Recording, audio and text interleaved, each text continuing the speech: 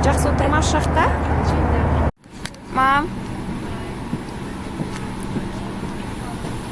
Дәрментайым Стамбулға ашып келді. Түк жылаған жоқ. Қазір әжесімен.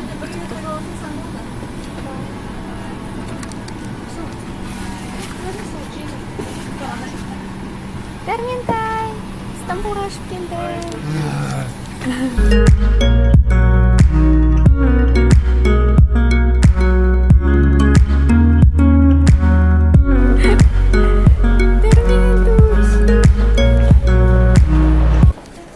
Дәрменмен аталасы Стамбулға келді. Дәрментайға бүгін 4 ай.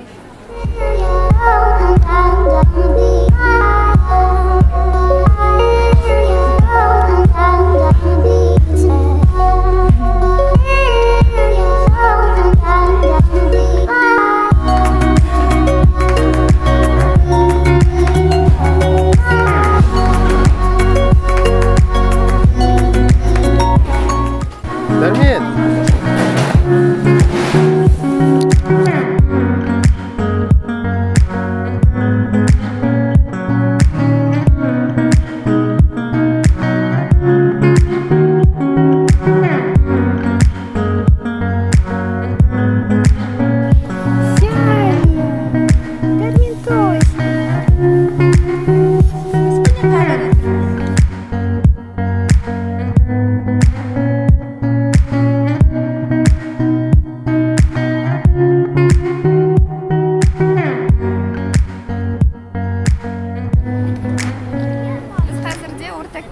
Ауданда жүрміз, Ортакөй районында. Мынау мешіт.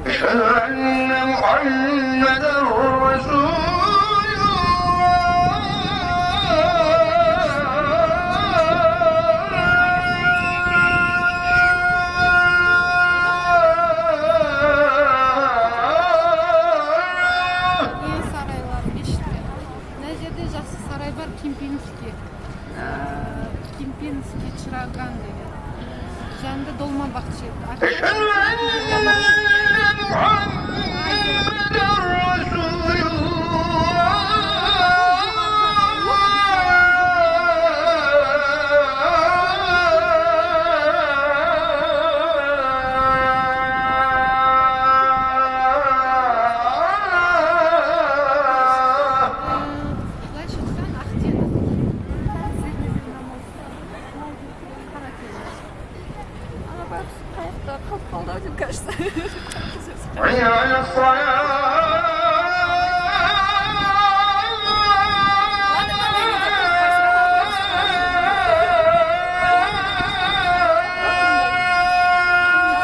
Альбина, бір нәрсе айтып жүріңіздер енді.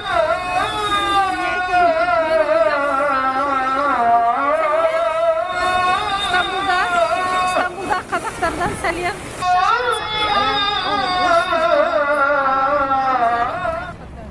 Мамы, они всегда такие мамы. Разговор только об этом, да? Жинаса, солай ма? Қарамияқта не? Про себе. Балықшылар. О.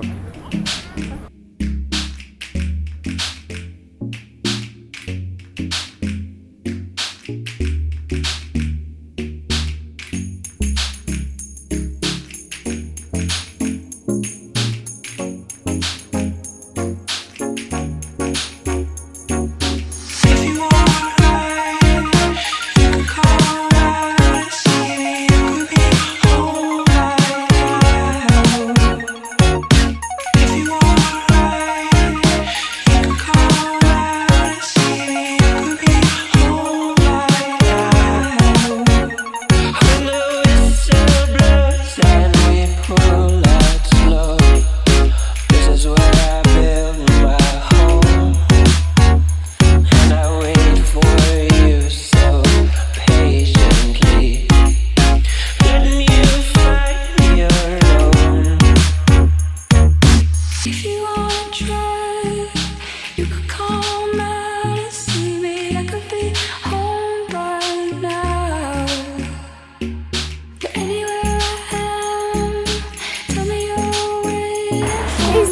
көз ғана көрініп қапты, көзі ғана.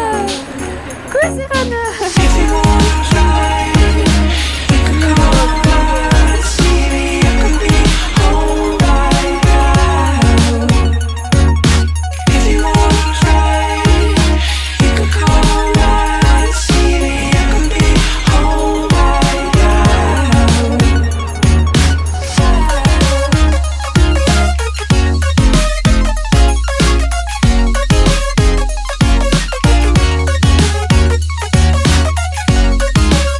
Үш күн бұрын келдік. Осы жаққа тұрып көру үшін, жаңа ел көру үшін, Америкадағыдай өзімізге сондай экспириенс болсын деп отбасымызбен көшіп келдік. Қазірше қай уақытқа, неге дейін қалатынымыз білмейміз, қай датаға дейін. Алайда бәрін өзіміз ұнататындай жағдайға байланысты көре жатармыз. Қазірше өзімізге бәрі ұнайды. Сұрақтар көп келіп жатады маған. Инстаграмға болсын, басқа жақтарға болсын, сіздер немен айналысасыздар, анау мынау деп. Олай болса, бірден онда сіздер маған қайда жазса болады? WhatsApp-қа жазсаңыздар болады. WhatsApp, Instagram, Facebook. Я WhatsApp қана істеп тұр. Мен телефоным істемейді, қазақстандық номерім, өйткені тек қана жазсаңыздар болады. Солай, ол номерді мен астына жазам сіздерге. Инфобоксқа. Демалып, ауа жұтып. Теңіздің арғы беті Азия, бергі беті Европа, біз Европа тарапындамыз. Біз қыдырып жүрміз. Бұл жақта ауа райы жылы бізге қарағанда, бірақ кішкене жел бар. Сосын мен енді кішкене біраз сондай тұмауратайын деп тұрғандықтан оранып, қымтанып алдым алдын алу үшін. Ал былай қарасаң, адамдар өте жеңіл жүретін сияқты. Міне солай. Бізге қазір Истанбул өте қатты ұнап жатыр. Дәрмен самолетта өте тамаша жүрді. Қазір де өте тамаша жүр. Бірден үйреніп кетті десек болады. Машинаға отыра салысымен бірден қаланың барлығына қарап, өте қызықтап қарайды. Ал Алматыда мысалға машинада ол мүлдем өтіп қарамаушы еді. Машинада тек қана мамасын іздейтін. Истанбулда біз үйімізді сол баяғы өзіміздің жақсы көретін сайтымыз Airbnb арқылы алдық. Біз Нью-Йоркта да сол сайт арқылы өзімізге үй алғанбыз. Басында бұл жерде дәл сол Америкадағыдай депозит төлеу керек, үйді жалға алу кішкене проблема туғызды. Сол себепті біз Airbnb-ге жазып, сол арқылы үйімізді алдық. Қазірше 1 айға, бірақ мүмкін создырармыз, көреміз. Мүмкін визамызды создырармыз, жаңағыдай туристік визаны 6 айға дейін созуға болады. Ал жалпы виза алмасаңыздар 30 күн ғана осы Турцияда, Стамбулда, Турцияда жалпы бола аласыздар. Келесі мәселе, тіл мәселесі бәрі түрікше сөйлейді, сол себепті түрікше сөйлеу керек. Енді білмеймін, мүмкін бір орысша сөйлейтін райондар болатын шығар, бірақ жалпы түріктің кез келген қаласында, кез келген жерінде түрікше білгеніңіз жақсы, өздеріңізге жақсы. Ең бастысы үй алатын кезде қандай ауданда алғаныңыз өте маңызды нәрселердің бірі, өйткені бұл жерде барлығы сол районға байланысты. Мысалға, Таксимнан алатын болсаңыздар, ол жерде орталық, менің операторым күштім сөйтір, орталық, ол жерде жаңағыдай қалабалық дейді ғой, адамдар өте көп, çok қалабалық, және ол жерде туристер өте көп, жаңағыдай түнгі клубтар, сондай жастардың орналасатын жері. Ал баламен кішкене ол жер ыңғайсыздау. Я центр, я адамдардың көп шоғырланған жері, бірақ кішкене тұрғанға, көбірек уақытқа тұрғанға кішкене ыңғайсыздау. Былай тұрғайыншы, осылай маған ыңғайлы. Осылай істет жақсы. Ал Таксимнан кішкене қасында басқа да аудандар бар. Мысалға жаңағыдай Бешикташ біз қазір тұрмыз, немесе Шишли дейді, кішкене жоғарырақ орналасқан. Ол аудандар кішкене тұруға бейімделген. Жаңағыдай, бірақ бір қызық жері, бұл жерде көшелері мынандай горка сияқты. Бұл жерде жаяу жүрген адамға өте қиын болатын сияқты. Коляскамен тіпті мүмкін емес жүруге. тек қана таксимен немесе осындай бір парктерге дейін келіп алу керек, сосын осылай жүру керек меніңше. Ал былай мысалға бір жерден екінші жерге коляскамен бара салу деген сияқты біздің мысалға Алматыдағыдай кішкене қиындау, өйткені көшелері, әсіресе біз тұратын жер ол былай кетеді. Біз Шишли деген ауданда тұрып жатырмыз. Егер де мені түсінетін адамдар болса, онда бізге әрдайым жаңа нәрсе қызықты. Біз бір жерге байланып қалғымыз келмейді, біз көп нәрсе көргіміз келеді. Жаңағыдай зона комфорта дейді ғой, әрқашанда бір жерге үйреніп, мысалы тек қана Алматыда сол жерге байланып тұру деген кішкене ескі шаблондармен өмір сүру деген бізге ұнамайды. Сол себепті тіл білеміз, жаңағыдай шетел көрген, біз сол себепті бізге бір жерге барып кәдімгідей өмір сүру сол қызық. Тек қана турист болып келіп кету емес, кәдімгідей сол жерде тұрып көру. Міне, көп адамдар сұрайды, не мақсатпен барасыздар, не істейсіздер, сіздер ол жақта жұмыс па деп. Жоқ, өмірде тек қана басқа қалаға барып, сонда өмір сүруге болады. Тек қана бір жолдарын білу керек оның. Ол жолдарын біз сіздерге түсіндіре аламыз. Мысалға, бірақ енді оның бәрін бір видеода айта алмайсың, бірақ егер де қызық болса, әрине жазыңыздар. Ол жағынан мүмкін біреулерге көмектесуге немесе жолдарын көрсетуге болады әрдайым. Мысалға, жұмыс жайынан да тек қана сіздерге қоғамның айтатын нәрсесімен өмір сүрмеңіздер. Тек қана сол сананы кішкене кеңейту керек. Яғни сіздерге тек қана үйге барасың, жұмыс істейсің, бір жерде отырасың, жаңағыдай мемлекеттік қызметте жұмыс істе деп мысалы қоғам айтса, егер сіз оны қаламасаңыз, басқа жерлері өте көп. Басқа альтернатива бар өмірде, тек оны көре білу керек. Мысалға, өз-өзіңізге жұмыс істеп, өз уақытыңызды мысалға реттеп, күніне 2-3 сағат қана жұмыс істеп, осылай басқа елдерде, шетелде қыдырып болғанда жаңағыдай өмір сүргілеріңіз келсе, ол да мүмкін бұл өмірде. Сол себепті ондай мүмкіншіліктерді көре біліңіздер. Ең бастысы сол бәрі келіп санаға тіреледі. Міне, менің айтқым келгені сол. Және де біз де өзіміздің үлгімізбен, өзіміздің жаңағыдай мысалымызбен соны көрсеткіміз келеді әр адамға. Оның үстінде қазақстандық адамдарға, қазақтарға өзіміздің. Өйткені қазақ жастары, егер де тілдеріңіз болса, ағылшынша білсеңіздер, басқа да тілдерді білсеңіздер, өте керемет. Онда сіздер ешқандай шектеу қоймай, өздеріңіз басқа елге барып, тұрып, өмір сүріп көре аласыздар.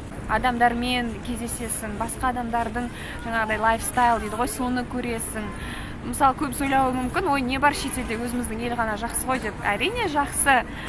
Біз үшін Алматыдан асқан әрине қала жоқ, өзіңнің туған қалаң әрине өзіңе күшті болып тұрады, әрдайым ыстық. Бірақ басқа елге шыққанда сен өсесің. Басқа елге шыққанда адамдармен көбірек байланысқа түскенде сенің жаңағыдай кругозорың мүлде өзгереді, басқаша болып. Білмеймін, меніңше оның барлығы өмірлік күшті тәжірибе. Сол себепті жасаңыздар, өзгеріңіздер, жақсылыққа талпыныңыздар. Бір ғана нәрсені көріп, жаңағыдай өмірлеріңізді өткізіп алмаңыздар. Өмір деген өте қызық нәрсе, әлемнің түкпір-түкпірі деген өте көп. Бұл деген біз үшін кішкентай ғана нәрсе әлі. Өзіміздің көрген нәрсеміз ол бүкіл әлеммен салыстырғанда өте кішігірім нәрсе. Қаншама күшті елдер бар, қаншама қалалар бар біз әлі тұрғымыз келетін. Соның бәріне Құдай қаласа жеткіміз келеді, соған талпынудамыз. Қазірде басын бастаудамыз. Қазірде енді баламыз бар деп те, мысалы, ой, менің балам кішкентай деп отыруға болушы еді, мысалға, ой, 1 жасқа толбасын, ой, 2 жасқа, ой, мектепке барып алсын деп. Оның тек барлығы отговорки дейді ғой. Сылтау, міне, сылтау оның барлығы. Егер де адам шын мәнісінде ішкі дүниесін өзі реттеп, шын мәнісінде сол нәрсеге жетем десе, онда жетуге болады. Балаңыз қандай айлық болмасын. Және де бір қызығы, сондай өздеріңіз шешім қабылдасаңыздар, сіздердің алдарыңыздан сондай сіздің ойлауыңызға ұқсайтын адамдар кездесе бастайды. Сол кезде сен өзің түсінесің, менің жасап жүргенім дұрыс екен. Яғни мен сондай бір жаңағыдай крейзи емес екенмін. Менің армандаған нәрселерім ол кейбір адамдарға стандарт нәрсе екен деп. Сол себепті ондай нәрсе өте қызық, өмірдің заңдылықтары дейді ғой. Оны кітаптан оқып біле алмайсыздар. Қаншама оқысаңыздар да ол теория болып қала береді, тек қана әріптер болып қала береді. Ал өмірдің өзінен осылай көрсеңіздер, оның барлығы кәдімгідей бір басқаша әсер береді сіздерге. Ойларым өте көп, әлі мен сөйлей берсем сөйлей берем. Сіздерге жеткізгім келген нәрселер өте көп.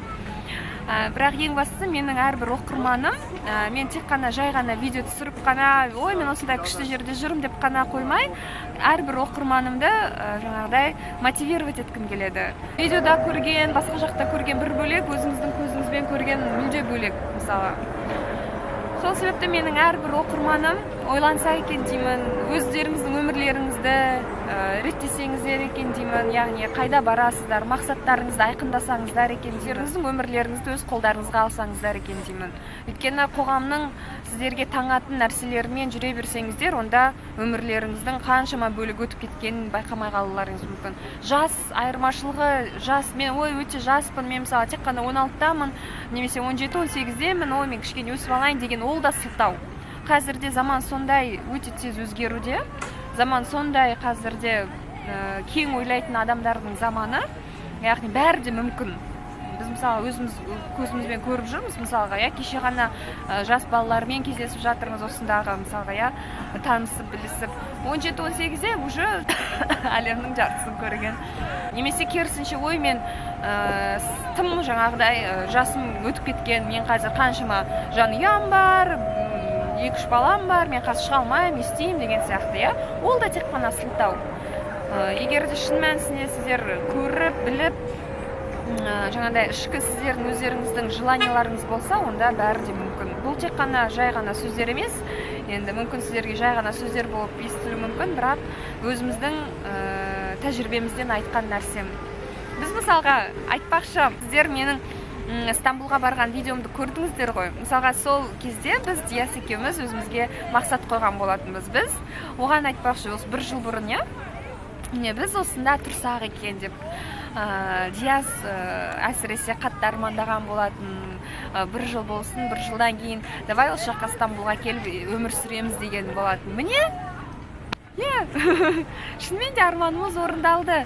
Жай ғана арман емес, кәдімгідей өте биік армандау керек.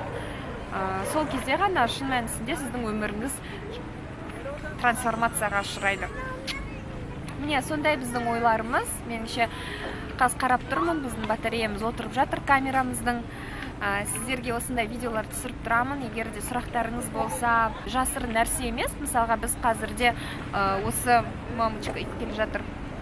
Қашаннан бастап, осы октябрь айынан бастап, октябрь айынан бастап жаңа жоба бастап жатырмын. Мысалға Диас екеуміз Инстаграмда да жазған болатынмын. Жаңа жоба, жаңа компанияда біз өзіміз жұмыс істеп жатырмыз. Ол халықаралық компания, жаңағыдай бір жерге байланып, бір жерде отырып, жаңағыдай офиста деген сияқты жұмыс істеу емес, кәдімгі айтады ғой, заман талабына сай. Мысалға компаниялардың бірі интернетте ғана сай, интернетің болса, жағында адамдарың болса, бол, саған басқа ештеңе керек емес деген сияқты. Сол себепті қызық болса жазыңыздар, бәрін де түсіндіріп береміз. Егер де біздің негізгі шын өзіміздің ниетіміз тек қана біз емес, көптеген адамдар өздерінің кәдімгі армандарын орындаса екен деген, біздің де өзіміздің ниетіміз сол, армандарына жетсе екен деген. Өйткені мен білем, мысалға экранның ар жағында отырған көрермендер мысалға тек қана осы видеоларды көріп, ой, ол біреулердің жеткені ғой, ой, оның ақшасы бар ғой, ой, ол тіл біледі ғой, ой, оның аға көкесі бар ғой, сондықтан ол сол жақта жүр ғой деп ойлауы мүмкін. Бірақ шын мәнісінде ол ондай емес. Әр нәрсе адамның өзінің ішкі ниетіне байланысты нәрсе. Біздің өзіміздің ойымыз әр адам осындай нәрсеге жетсе екен деген. Сол себепті біз ашықпыз. Біз шын мәнісінде жұмыс істеймін, өмірімді өзгерткім келеді деген кез келген адам үшін біз ашықпыз. Біз сіздерге жолды көрсетіп бере аламыз. Тек қана сіздердің ішкі ниеттеріңіз керек, және де кәдімгідей жұмыс істеуге деген құлшыныстарыңыз керек. Біз тек қана қыдырып қана, осылай ғана жүріп, бізге ақша аспаннан түсіп жатқан жоқ. Біз де жұмыс істейміз. Біз де күн сайын жұмыс істейміз. Бірақ біз айтып тұрғандай бір жерге отырып, столдың үстінде отырып жұмыс істемейміз, біз адамдармен жұмыс істейміз. Егер де сіздерге қызық болса, бәрін түсіндіреміз. Қызық болмаса, жазбаңыздар WhatsApp-қа. Маған WhatsApp-қа тек қана шын мәнісінде өздеріңіздің өмірлеріңізді өзгертемін, жұмыс істеуге дайынмын деген адамдар ғана жазса екен деймін. Өйткені мен де уақытым қазірде тығыз, баламен әрқайсыларыңызға жауап бере алмаймын. сол үшін тек қана по сути дейді ғой, тек қана шын мәнісінде жасаймын, жұмыс істеймін деген адамдар ғана жазсын, егер қызық болса жалпы.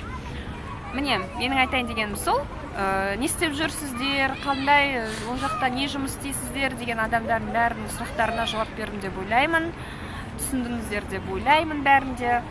Міне, біз ашықпыз, егер де бізбен бірге жұмыс істейін десеңіздер де жазыңыздар, хабарласыңыздар. Егер де Стамбулда болсаңыздар, тіпті хабарласыңыздар, ол жерде кездесіп, бәрін де түсіндіріп бере аламыз. Біз жаңа адамдармен танысуға деген жағына келгенде өте жақсы қараймыз ондай нәрселерге, өйткені адамның күні адаммен дейді. Сол себепті бір-бірімізді білісіп, танысып жүрсек, біз ондай нәрсеге өте ашық қараймыз, ашық болуды қалаймыз. Және де егер де сен өзің ештеңке жасырмай адамдарға ашық болсаң, онда саған да адамдар сондай болады. Сондай кейбір заңдылықтарға біз сенеміз, және де оның барлығы біздің өмірімізде орындалады. Міне, сіздерге көп сөйлеп кетсем кешіріңіздер, бірақ бүкіл жағдай осындай. Тағы да кездескенше сау, саламатта болыңыздар.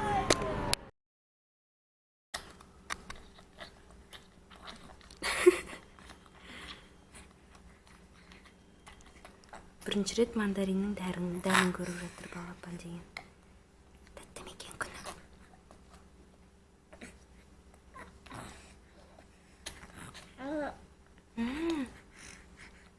Ашпа күні? Ұнады бізге, я күні? Бізге ұнады мандарин. Ұнады бізге, бірінші рет мандарин дәмін көрдік. Бізге өте-өте ұнады.